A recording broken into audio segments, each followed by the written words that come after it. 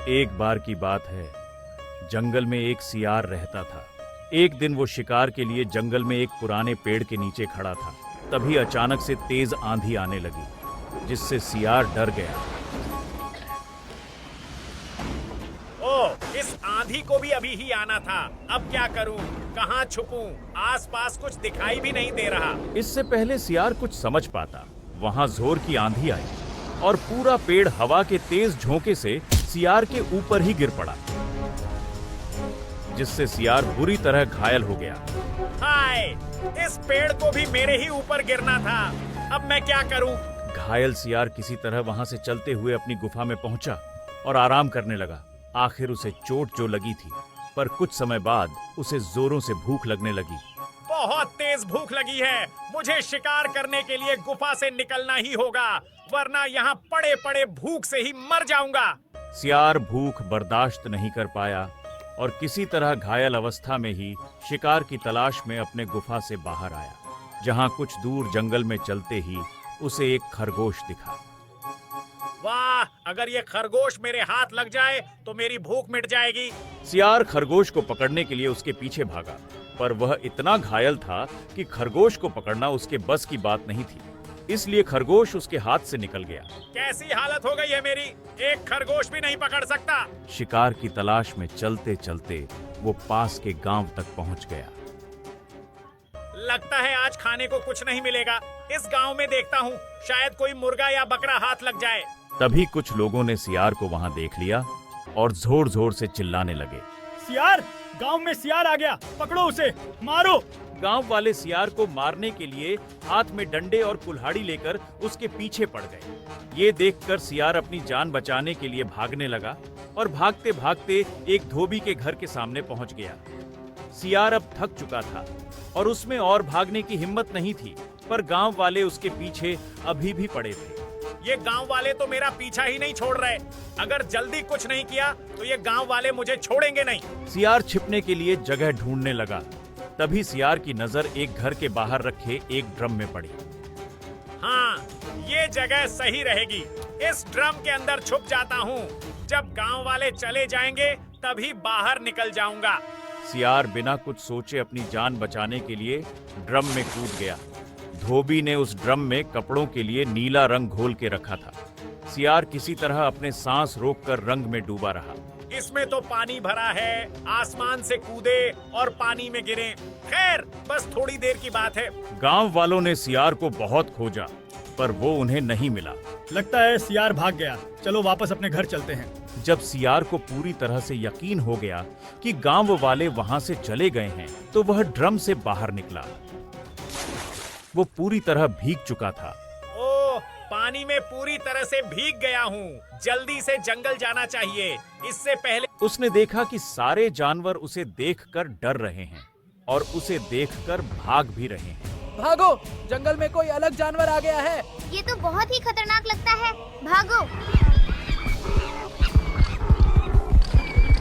सबको डरते देखकर पहले तो सियार को कुछ समझ में नहीं आया, और जब वो थका हुआ सियार पानी पीने के लिए जंगल के नदी के किनारे गया, तब उसने पानी में अपनी परछाई देखी। वो पूरी तरह से नीला हो गया था। तब उसे बात समझ में आई और चतुर और चालाक सियार के मन में एक बात आई। अच्छा, तो ये बात है।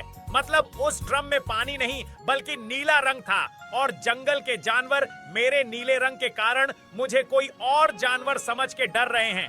जंगल में राज करने का ऐसा मौका दोबारा नहीं मिलेगा। हा हा हा। सियार अपनी योजना अनुसार जानवरों के पास जाकर उन्हें रोकने लगा। सुनो मेरे जानवर भाइयों, मुझसे डरने की कोई जरूरत नहीं है। भागो मत, मेरी बात सुनो, मैं तुम्हें कोई नुकसान नहीं पहुंचाऊंगा। सियार उनके पास गया और उन्हें एक मनगढ़ंत कहानी सुनाई। भाइयों, मैं समझ सकता हूँ कि तुम लोग मेरा नीला रंग देखकर मुझसे डर रहे हो। मैं ये भी जानता हूँ कि इस रंग का जानवर इस जंगल तो क्या पूरी धरती में नहीं पाया जाता। सही कहा, तुम कहाँ से आए हो? मैं स्वर्ग से आया हूँ। मुझे भगवान ने यहाँ भेजा है एक संदेश देकर। तुम जल्दी से सब जानवरों को बुला लाओ तो मैं भगवान का संदेश सुनाऊं। ये सुन खरगोश को सियार पर यकीन आ गया और वो जाकर जंगल के दूसरे सभी जानवरों को बुलाकर ले आया। सियार जंगल में बने एक ऊंचे पत्थर में खड़ा हो गया और अपनी बात कहने लगा।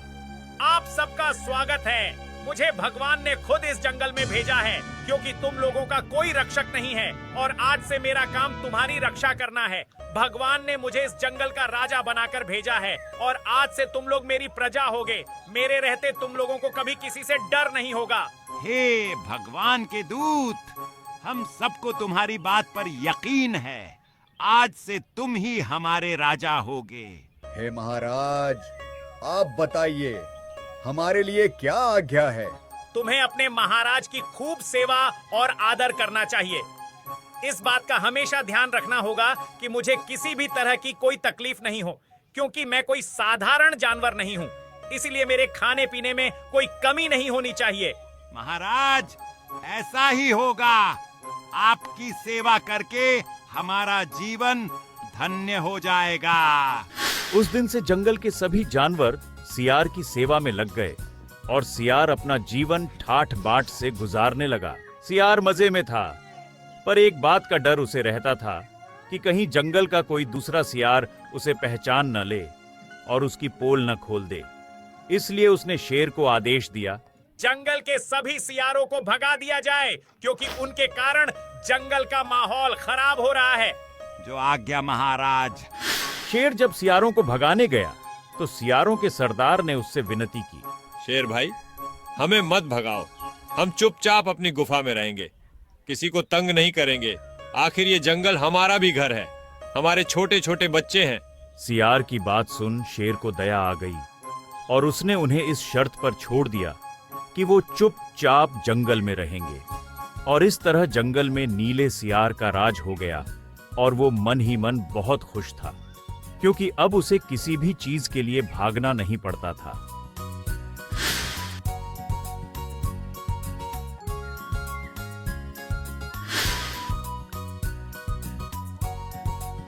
वाह, जिंदगी हो तो ऐसी। सियार की जिंदगी भी कोई जिंदगी है। असली मजे तो राजा बन के जीने में ही हैं। ऐसे ही कई दिन बीत गए। फिर एक रात नीला सियार खा पीकर अपने गुफा में आराम कर रहा था कि तभी उसकी नजर गुफा के बाहर उजाले में पड़ी और वो बाहर आया तो देखना कि चांदनी रात खिली थी। तभी जंगल में सियारों की टोली हू की बोली बोल रही थी। उस आवाज को सुनते ही नीला सियार अपना आपा खो बैठा और अपने आप को रोक नहीं पाया और जोर जोर से वह भी मुंह छात की ओर उठाकर और सियारों के आवाज में मिलाकर हू करने लगा। ऐसा करते शेर ने देख लिया और सब समझ गया, ये तो सियार है, कोई भगवान का दूत नहीं। ये हमें धोखा देकर जंगल का राजा बन गया। मारो इसे, ये जिंदा नहीं बचना चाहिए। ये सुन नीला सियार डर गया और अपने जान बचाकर वहां से भागा